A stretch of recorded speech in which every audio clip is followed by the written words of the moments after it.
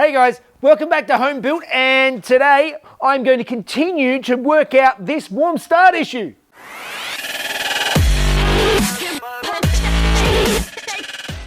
Hey guys, so those of you who have been following the progress with John Lemon, you'll notice that I've been having these warm start issues and I've been trying to work through them the last few weeks, and it's just a matter of pecking away at it until I can actually work out what the issue is. I had a bunch of great suggestions. I've sort of broken it down, and I think I've brought it down to the fact that I think the carby is leaking past the needle and seat. I've had a few suggestions to check. So first thing I'm going to do is I'm going to check some of these bits and pieces on the carby, and we'll see where we are.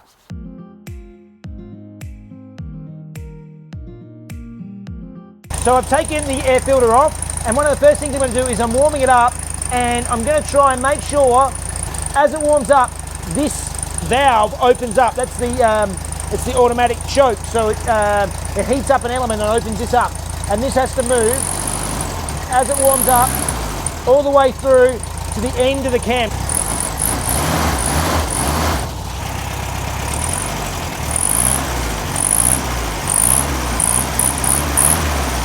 So you can see there that this the cam is wound around all the way, and the stopper is pushed into the last step. So that is all set the way it should be set, and I'm happy with that. Now let's try turning it off and see if any fuel is leaking in past when the car is turned off, because it shouldn't leak anything. Just turn the key off. I can't see the fuel leaking, so that doesn't mean it isn't leaking. So regardless, I think it's a good time to pull the carby off, even though apparently it was new just before I bought the car and it was still nice and shiny, and it's not quite as clean as it was when I got it. But I'm going to pull this apart now, take the whole carby off and give it a good thorough cleaning, and see what we're working with. Well, that's interesting. Just disconnecting this fuel pressure gauge now. The amount of fuel that's coming back out of it as soon as I disconnected it shows me that there's still a fair amount of pressure in the line. Further investigating required. Maybe it's not the pressure slipping past the needle. In any case, clamp this off and continue to investigate further.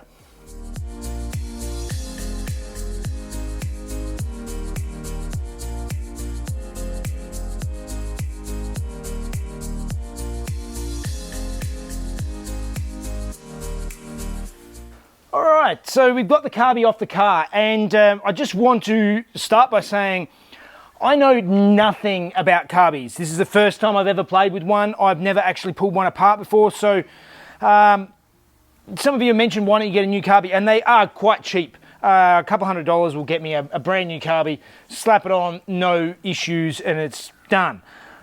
But I'm not going to learn anything out of that. I want to know what's going on. I don't want to just sort of slap it on and live in oblivion, and maybe that's the way to go, is live in oblivion and never have any issues. But I want to know why, and then if things don't go the way I want it to, I can sort it out. So that's my plan. So the first issue I have is that a lot of the carbies usually have a brand name on it somewhere. This one doesn't, which tells me it's probably a copy of something.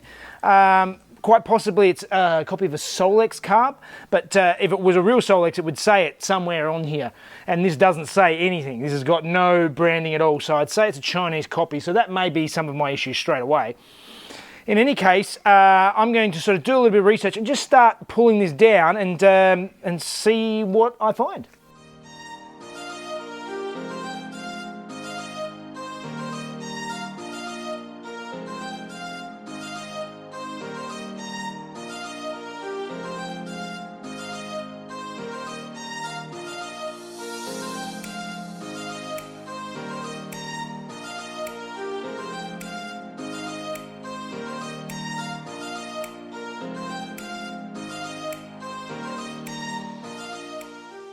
All right, so I pulled this whole thing apart, and there's really not much sediment down in there. It's quite clean inside this this carb. One thing I did notice was this gasket that sits over here. It's actually got this big lump in it, That's not great. Not sure whether that would have caused my issues with maybe a vacuum leak or something. I'm going to give everything a good clean up with Carby Cleaner now. I can't see anything. I mean, everything inside looks quite new and clean, like I suspected. So I'm going to clean everything thoroughly now, put it all back together, and then put it back on the car, see if I can get it running again, and go from there.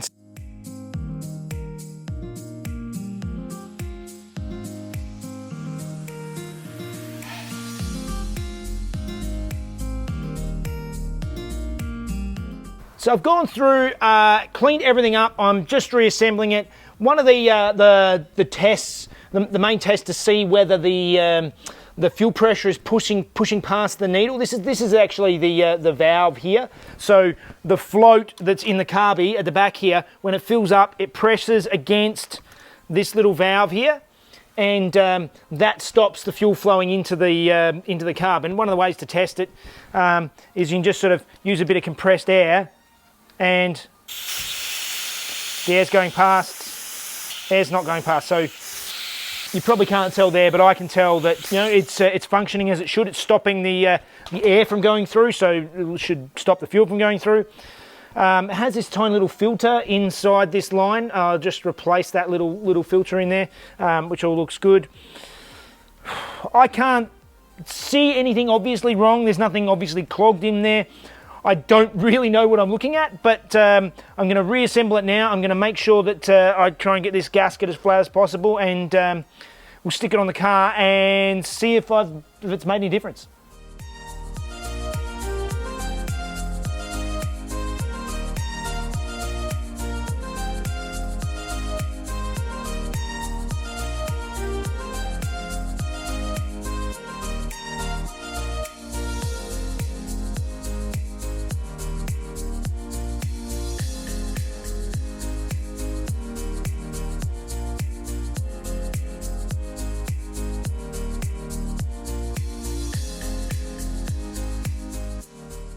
Now is the fun bit of trying to get it started again. I'm pretty sure I've connected it all back up again properly, pretty sure. And I've set the idle screw at 2.5 turns out, and also the mixer screw at 2.5 turns out as a base setting. We'll see if that works, but for starters, I'm sure it's going to take a bit to get some fuel back in here and just see if it will kick over. So let's give it a go.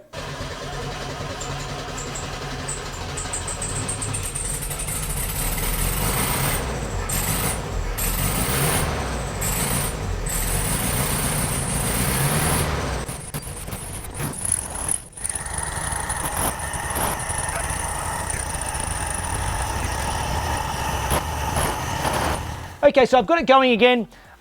It wasn't too hard to get it going. The carby's all nice and clean. It looks nice. It seems to be running okay. One of the things I did notice is it seems to run the best when the mixture control screw is all the way in, and it should really be out a little bit, but when I pull it out, it just the tune just gets worse and worse. It seems to run really smoothly when it's all the way in, but there should be a bit of adjustment there. So that's one thing that's not great.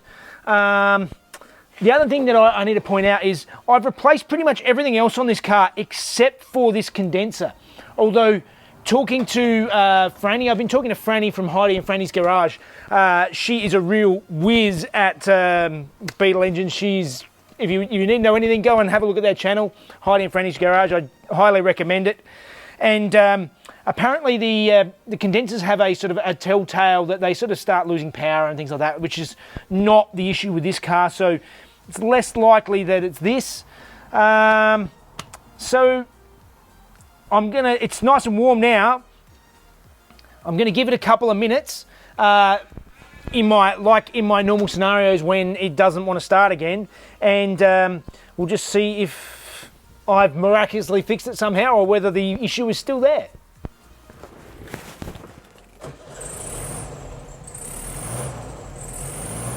Well, I left that a little bit longer than I was expecting, so it actually started up straight away. I left it about half an hour. I got distracted and forgot having lunch. But in any case, I've got to actually take it for a drive now anyway, and we'll see if it leaves me stranded or if it doesn't. We'll soon know.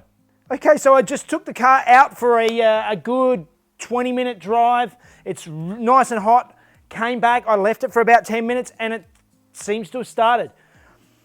I'm not counting my chickens. I'm not saying it's definitely fixed, but it definitely seems a lot better at the moment. Time will tell, but in any case, I'm happy to leave it and we'll just see if it keeps playing up later, then I'll keep sorting it out. But now it's time to go through, and some of these bits where I scraped back the runs last week, I need to go through now, sand them back, and then give them a polish and yeah, do some paint correction.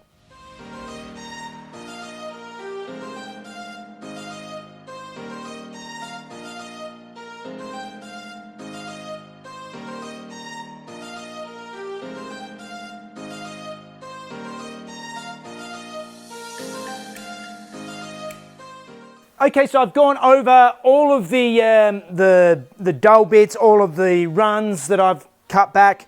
I went over them all with 2000 grit sandpaper, which is super fine. And now I'm going to get out. I actually bought this nice snazzy polisher for working on the 911, but I haven't got there yet. So it's time to test it out on the Beetle. Now, I am not a polisher. I've never really had a lot of success with polishing things in the past. But it's time to give it a go. I've sort of got the right stuff. This is a good random orbit polisher. So let's give it a go. I'm going to go with a medium cut first and then go back with a fine, and we'll just see if we can get it looking a little bit better at least.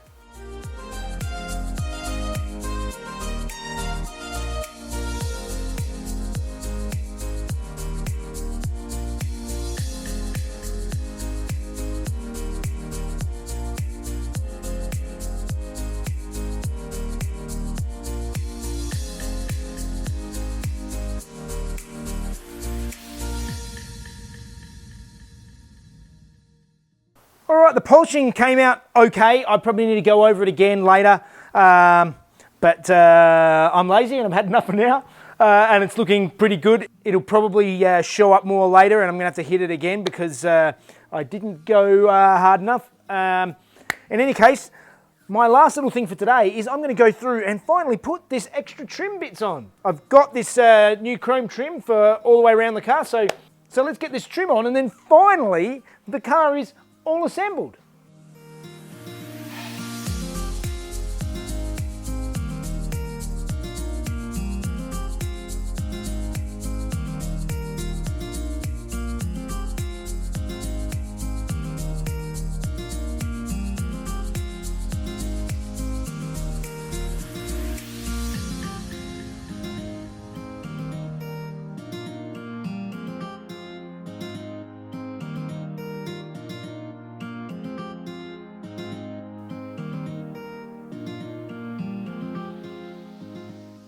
All right, trim's on. There are a few bits where the clips wouldn't stay in, so I've put just a little dab of glue on them and I've stuck them down. So I'll wait until that all sets up. But in any case, that is all I have time for today. So that must mean it's time for Fun Facts with Mrs. Jeff.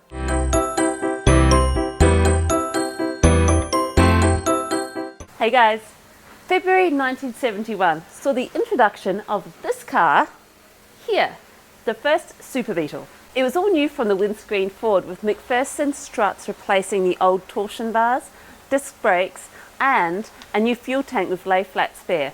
The old 1500cc engine was replaced with the new 1600cc twin port engine, and this car sold for $21.44 of 2,144 Australian dollars. They did continue to sell the lower 1300cc engine version, which still had the front end torsion bar and drum brakes for $59 less. John Lemon is really coming together.